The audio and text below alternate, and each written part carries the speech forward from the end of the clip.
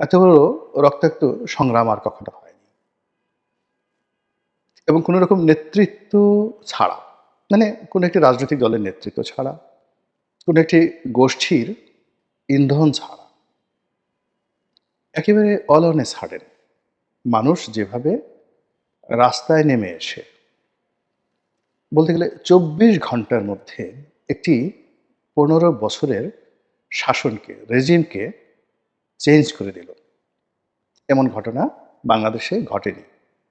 ভারতে ঘটেনি, পাকিস্তানে ঘটেনি, এমনকি শ্রীলঙ্কার কথা যে আমরা বলছি, সেই শ্রীলঙ্কার বিপ্লবটাও এরকম ছিল না। এমনকি আমরা যে আরব বসন্তের কথা বলি, ওরাও মধ্যপ্রাচ্যকে তছনছ করে দিয়েছিল। সেটা মরক্কো, তিউনিসিয়া, তারপরে লিবিয়া, ইরাক, মিশর। বিশেষ করে মিশরে মুরসির ক্ষমতা গ্রহণ এই আরব বসন্তের পরে। তো সেখানেও দীর্ঘদিনের ক্ষমতার যে রেজিম কিংবা বেন আলীর পতন, তার পেছনে একটা রাজনৈতিক দলের নেতৃত্ব ছিল এবং সেই নেতৃত্বের উপর বিশ্বাস করে জনগণ রাজপথে নেমে এসেছিল। আর বাংলাদেশের যে জুলাই এবং আগস্টের যে বিপ্লব, এই বিপ্লবের কোনো নায়ক ছিল না, কোনো মহানায়ক ছিল না, কেবলই প্রতিপক্ষ ছিল। এটাকে অনেকটা জনযুদ্ধ বলা যেতে পারে। বাংলা সাহিত্যে একটা খুব বিখ্যাত বই রয়েছে, আপনাদের যদি সময় থাকে আপনারা পড়ে নেবেন। রাজ্য, রাজা, রাজধানী, ডক্টর আসগর ইবনে শাইখের লেখা বাংলাদেশের ইতিহাস নিয়ে নাটকের একটা বই। তো সেই যে নাটকের যে ইতিহাস, সেই ইতিহাসের শুরুটা যেখানে হলো শশাঙ্কের খুব শক্তিশালী একটি রাজত্ব, এবং শশাঙ্ক আমাদের হুজুর পাক সাল্লাল্লাহু আলাইহি সাল্লামের সমসাময়িক কালের, অর্থাৎ আরবে যখন আয়ামে জাহিলিয়াত ছিল এবং আল্লাহ রাসূল সেই আয়ামে জাহিলিয়াতের উপরে যখন মদিনা রাষ্ট্র কায়েম করছিলেন, ঠিক সেই সময়টিতে ভারতবর্ষে শশাঙ্ক, হর্ষবর্ধন এরকম মহান শাসকরা ছিলেন। এবং বাংলার এই অংশে, যেটিকে উত্তর ভারত বলা হয়, শশাঙ্কের যে দাপট, ঠিক এরকম দাপটওয়ালা শাসক পুরো ভারতবর্ষে প্রাচীন দুনিয়াতে ছিল না। এবং ওই সমসাময়িক কালে শুধু রোমান সাম্রাজ্যের সঙ্গে তুলনা করা যেতে পারে সব দিক থেকে। এত চমৎকার একটি শাসন ব্যবস্থা বাংলাদেশে ছিল। তো শশাঙ্কের মৃত্যুর পর তার যে সুসংগঠিত রাজ্য, সেই রাজ্যে বিশৃঙ্খলা তৈরি হয়। তারপর শুরু হয় জনযুদ্ধ। কোনো নেতা নাই, কোনো রাজ্য নেই, আইন নাই, শৃঙ্খলা নেই, এবং সারা দেশ মবের রাজত্বে পরিণত হয়ে গেল। কতদিন? ১০০ বছর। এই ১০০ বছর বাংলাদেশ যে কিভাবে চলেছে এই ভূখণ্ড, সেই ইতিহাস আমরা জানি না, শুধু লেখা আছে মৎস্যান্যায়। নদীতে যেভাবে বড় মাছগুলো ছোট মাছকে গিলে খায়, ঠিক ওই বাংলায়, শশাঙ্ক পরবর্তী বাংলায়, ধরুন ৬৫০ খ্রিস্টাব্দ থেকে ৭৫০ খ্রিস্টাব্দ অবধি, এই সময়টিতে এখানে এই মাৎস্যান্যায় অবস্থা, তো জনযুদ্ধ ছিল। তারপর বাংলার যারা অভিজাত সমাজ নেতা, তারা এই গোপালকে ডেকে আনলেন এবং গোপালের প্রতিষ্ঠিত পাল সাম্রাজ্য বাংলাদেশ ৪০০ বছর রাজত্ব করে, এবং it was a golden era ever made in the history of Bengal, not only Bengal, in the South Asian region. Pala বংশের সেই গৌরবোজ্জ্বল যে রাজত্ব, কি শিল্প, কি সাহিত্য, তারপর কি সেই ভাস্কর্য, ধর্মতত্ত্ব, তারপর বিশ্ববিদ্যালয়, শিক্ষা দীক্ষা, বিচারালয়, মানে পাল সম্রাটদের সেই যে গৌরব গাথা, বাঙালি মাথায় করে রাখার মতো। যা হোক, তো ওই যে মাৎস্যান্যায় যেভাবে ছিল ওই সময়টিতে, ঠিক ওইরকম একটা মাৎস্যান্যায় এই বাংলায় এখন জাস্ট একটা লক্ষণ দেখা দিয়েছে। এখন যে এই মবের সংস্কৃতি, এটার একটা লক্ষণ দেখা দিয়েছে। খুব দ্রুত আমাদের, যেহেতু হিস্ট্রিক্যালি, ঐতিহাসিকভাবে আমাদের চরিত্রের মধ্যে এইভাবে একটা বিশৃঙ্খল অবস্থা রয়েছে রক্তের মধ্যে, রাজ্যবিহীন রাজাবিহীন অবস্থায় মারামারি, হানাহানি, কাটাকাটি করা। আমাদের দেশে সেই সিপাহী বিদ্রোহ, সন্ন্যাসী বিদ্রোহ, ফকির মজনু সাহেব বিদ্রোহ, তারপরে পলাশীর যুদ্ধের সময় এখানকার যে বেইমানি, এই যে আমেনা বেগমের বোন যে ঘসেটি বেগম, তিনি কোথায় ছিলেন? এই ঢাকাতে। এই বুড়িগঙ্গা নদীর ওপারে তার হিরাজির প্রাসাদ ছিল। এখানে বসে তিনি সিরাজদৌল্লার বিরুদ্ধে চক্রান্ত করেছেন। ফলে এই বাংলা খুব সহজ বিষয় নয়। এখানে অনেক জটিল ইতিহাস রয়েছে এবং এই বাংলার মাটির সঙ্গে সম্পৃক্ত পশু পাখি, মানুষ, ফল ফলাদি, এখানে যেমন ইতিবাচক দিক রয়েছে, আবার নেতিবাচক দিক রয়েছে এবং সেই নেতিবাচক দিকের খপ্পরে আমরা এখন পড়তে যাচ্ছি। যা বলছিলাম যে জুলাই আগস্টের যে বিপ্লব, সেই বিপ্লব নেতৃত্ববিহীন ছিল। এখন যারা মাস্টার মাইন্ড বলছেন বা যখন রাষ্ট্র পরিচালনা করছেন, মানে সেটা ডক্টর মোহাম্মদ ইউনূস হোক, তার প্রেস সেক্রেটারি শফিক সাহেব হোক, কিংবা আসিফ নজরুল হোক, নোবডি, কিংবা আসিফ, নাহিদ, সার্জিস, এখন যারা নেতা আছেন, মানে তারা ওভাবে একটি আন্দোলনের সুপ্রিম লিডার বা দৃশ্যমান কোনো লিডার ছিলেন না। যেভাবে ৬৯-এর গণ অভ্যুত্থানের নেতা আছে, ৭১-এর মুক্তিযুদ্ধের নেতা আছে, এরশাদ বিরোধী আন্দোলনের নেতা আছে, একদম গ্র্যান্ড লিডার, সুপ্রিম লিডার। ঠিক সেই অর্থে এই জুলাই আগস্ট বিপ্লবের কোনো সুপ্রিম লিডার নেই, যারা আমাদের এই সমাজের যারা গণ্যমান্য ব্যক্তি কিংবা সমাজে যারা হর্তাকর্তা এখনও আছেন, আগেও ছিলেন, তাদের সাথে সমপর্যায়ের এক টেবিলে বসে নিজেদেরকে নেতা পরিচয় দেওয়া বা তাদের সামনে বসে আমি নেতা, এরকম একটা ভাবসাব দেখানোর মতো অবস্থা জুলাই আগস্ট বিপ্লবের শেষ দিন পর্যন্ত ছিল না, মানে আগস্ট মাসের ৫ তারিখ পর্যন্ত ছিল না। বরং এখন যারা নেতা দাবি করছেন তারা সবাই ছিলেন মজলুম। আমরা যারা আমজনতা তাদেরকে ভালোবেসেছি, তাদের প্রতি দয়া দেখিয়েছি, তাদেরকে মাথায় করে নেচেছি এবং তাদের জন্য দোয়া করেছি। তাদেরকে সহযোগিতা করার জন্য ঘর থেকে মা বোনেরা রাস্তায় নেমেছে। ছোট শিশু, মানে ৫ বছর ৭ বছর একটা শিশু ঢিল ছুঁয়েছে। তাদেরকে পানি খাওয়ানোর জন্য রাস্তায় অনেক মানুষ নেমে গেছে। এই যে একটা জনযুদ্ধ, সেই জনযুদ্ধের ফলে রক্তাক্ত জুলাই এবং রক্তাক্ত আগস্ট যে নতুন ইতিহাস তৈরি করলো, সেই ইতিহাসের ৫ তারিখে, আগস্ট মাসের ৫ তারিখে একটা রেজিম, ১৫ বছরের একটা কন্টিনিউয়াস রেজিম পরিবর্তন হয়ে গেল এবং এই প্রথম বাংলার ইতিহাসে কোনো রাজা, কোনো প্রধানমন্ত্রী, সরকার প্রধান এভাবে দেশ ছেড়ে চলে যেতে বাধ্য হলেন। তো যাই হোক, আমরা খুবই আশাবাদী হলাম এবার দেশের একটা কিছু হবে। ১৫ বছর অপশাসন, ফ্যাসিবাদী শাসনের পর একটা ব্যাপক পরিবর্তন হবে এবং খুশিতে আমরা ৩-৪ মাস ঘুমালাম না, ঠিকমতো খাওয়া দাওয়া করলাম না এবং আমরা চোখ বন্ধ করে রাখলাম আনন্দে, আবেশে। আপনি দেখবেন খুব ভালো খাবার খেয়েছেন না, খাওয়ার পরে ঘুম এসে যায়, তো মানুষ চোখ বুজে থাকে।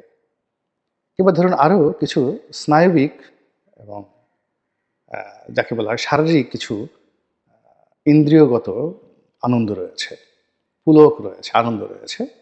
তো সেই পুলক যখন অনুভব করেন, তখন আবেশে আপনি চোখ বন্ধ করে ফেলেন। ধরুন আপনি সেলুনে গেলেন, খুব ভালো করে নাপিত ঠাস ঠাস করে আপনাকে বানাচ্ছে, পিঠ টিপছে, মাথা মানে মাসাজ করছে। আপনি চোখ বুজে আহ উহ করে আপনি উপভোগ করবেন। আপনি সঙ্গম করছেন ভীষণ রকম, যার সঙ্গে করছেন আপনার স্ত্রী। তো আপনি অনুভব করছেন, সবসময় তো হয় না, সেদিন আপনাদের মনের মিল, সেদিন আপনাদের পোশাক, রাতের খাবার বা দিনের খাবার, সব মিলিয়ে শরীরের মধ্যে এমন একটা রসায়ন। তো যখন আপনার সঙ্গমের চূড়ান্ত মুহূর্ত এলো, আপনি হা করে ফেললেন, চোখ বুজে ফেললেন।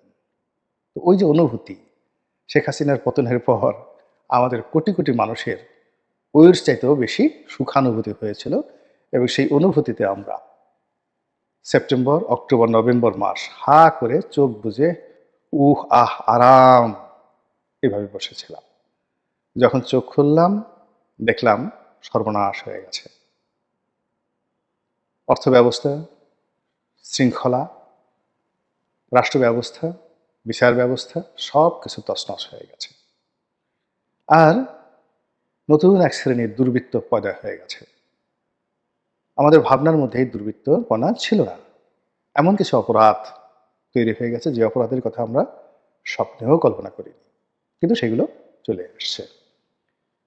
ফলে কি হলো, সেই আবেশটা কাটার সঙ্গে সঙ্গে মানে কেমন একটা অবস্থা। ধরুন আপনি ওইরকম আগে যেটাকে বললাম যে আপনি খুব দুপুরে ভালো খাবার-দাবার খেয়ে একটা ভাত ঘুম দিয়েছেন। স্ত্রী সঙ্গম করে সুখানুভূতিতে চোখ বুজে আছেন। হঠাৎ করে মনে হলো আপনার লুঙ্গির মধ্যে বা আপনার প্যান্টের মধ্যে, ট্রাউজারের মধ্যে একটা গোখরা সাপ ঢুকেছে। আপনি যেভাবে দৌড় দিবেন, অথবা দুপুরে ঘুমাচ্ছেন, হালকা, হালকা জাস্ট শব্দ শুনতে পাচ্ছেন। চোখ চেয়ে দেখলেন যে আগুন লেগেছে। কোথায় আগুন লেগেছে? লুঙ্গিতে আগুন লেগেছে। কি করবেন আপনি বলেন? ভাবেন তো। ঠিক তদ্রূপ আমরা যখন সে আবেশ কাটিয়ে চাইলাম, তখন দেখলাম যে শেয়ার মার্কেট লুট হয়ে গেছে আগের চেয়ে বেশি হারে। আমরা যখন তাকালাম তখন আমি দেখলাম যে ব্যাংক এর যে ব্যবস্থা, আমানত এবং ঋণ খেলাপি ঋণের পরিমাণ মারাত্মক ধস নেমেছে। নতুন, নতুন টাকা ছাপানোর যে অভিযোগ, মুদ্রাস্ফীতি ঘটানো এবং নতুন টাকা ছাপিয়ে সবকিছু সামাল দেওয়ার যে ছলচাতুরি আওয়ামী লীগের ছিল, তার চেয়ে বেশি হয়েছে। যখন দেখলাম মব সন্ত্রাস, মোবোক্রেসি, টেকনাফ থেকে তেঁতুলিয়া পর্যন্ত মানুষের জান, মাল, ইজ্জত, আবরু সবকিছু নিয়ে টানাটানি করে তছনছ করে সমস্ত সামাজিক বন্ধন ছিন্ন করে দিয়েছে। তখন আর কি করব? আমরা আমাদের মতো আর্তচিৎকার শুরু করলাম। অনেকে বেশি ভয় পেয়ে গেল। অনেকে এই আমাদের মতো টুকটাক করে বলা শুরু করলো। আর যারা পরাজিত শক্তি জুলাই আগস্টের আওয়ামী লীগ, তারা শুরু করলো পাল্টা আক্রমণ। ফলে ২০২৫ সনের জানুয়ারি থেকেই আওয়ামী লীগ ঘুরে দাঁড়িয়েছে বিভিন্ন কৌশলে।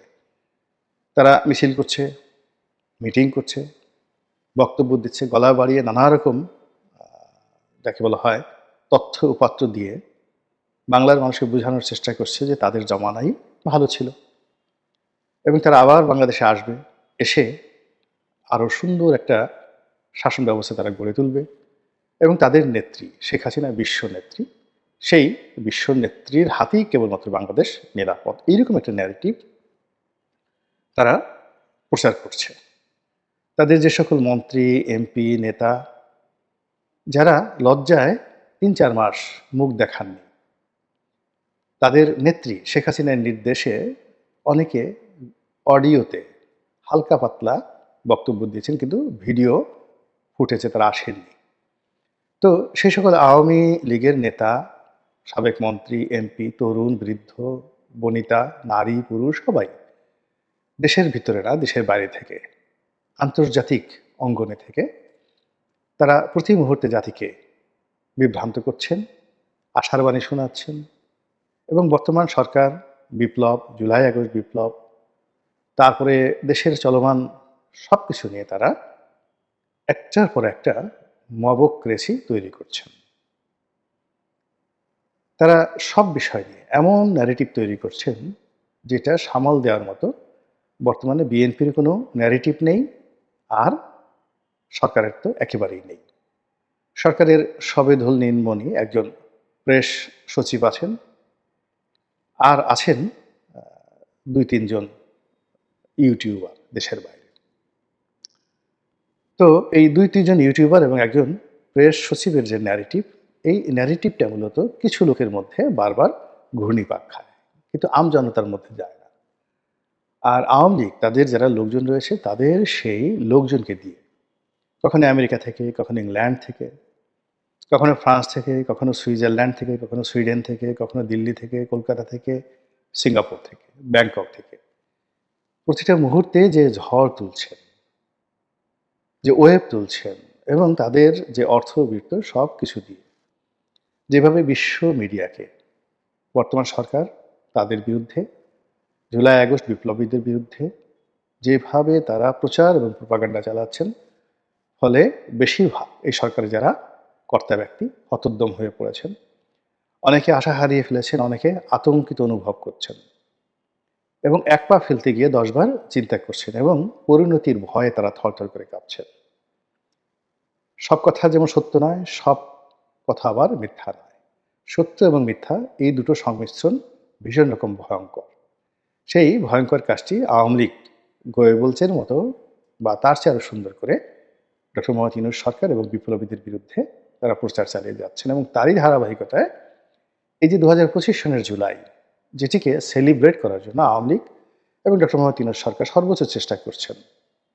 এবং এই সেলিব্রিটির যে সময়কাল, এর প্রথম দিনেই দেখা গেল জুলাই যে শব্দটি, জুলাই, এটাকে তারা বিকৃতভাবে উপস্থাপন করেছে। আমি নিজ মুখে কথা বললাম না, বিকজ আপনারা যারা সামাজিক মাধ্যমে দেখেন, পর্যবেক্ষণ করেন, তারা এই জিনিসটা ভালো জানেন যে জুলাই কি লিখছে এবং এটার অর্থ কি। এবং আওয়ামী লীগ তাদের যে ভেরিফাইড পেজ রয়েছে ফেসবুকে এবং অন্যান্য সামাজিক মাধ্যমে, সেখান থেকে জুলাই আগস্ট বিপ্লব সম্পর্কে কি ধরনের ন্যারেটিভ তারা প্রচার করছে। অবাক করার ব্যাপার হলো যে গত 24 ঘন্টাতে তাদের কোটি কোটি যে ভক্ত সমর্থক আওয়ামী লীগের, তারা এটাকে যেভাবে মার্কেটিং করছে, ব্র্যান্ডিং করছে, ট্রেন্ডিং করছে, তার বিরুদ্ধে সরকার কিংবা বিএনপি এখনো পর্যন্ত 1% মানে কিছুই করেনি। ফলে ওটাই ট্রেন্ডিং হচ্ছে, মানে আওয়ামী লীগের বক্তব্য ট্রেন্ডিং হচ্ছে।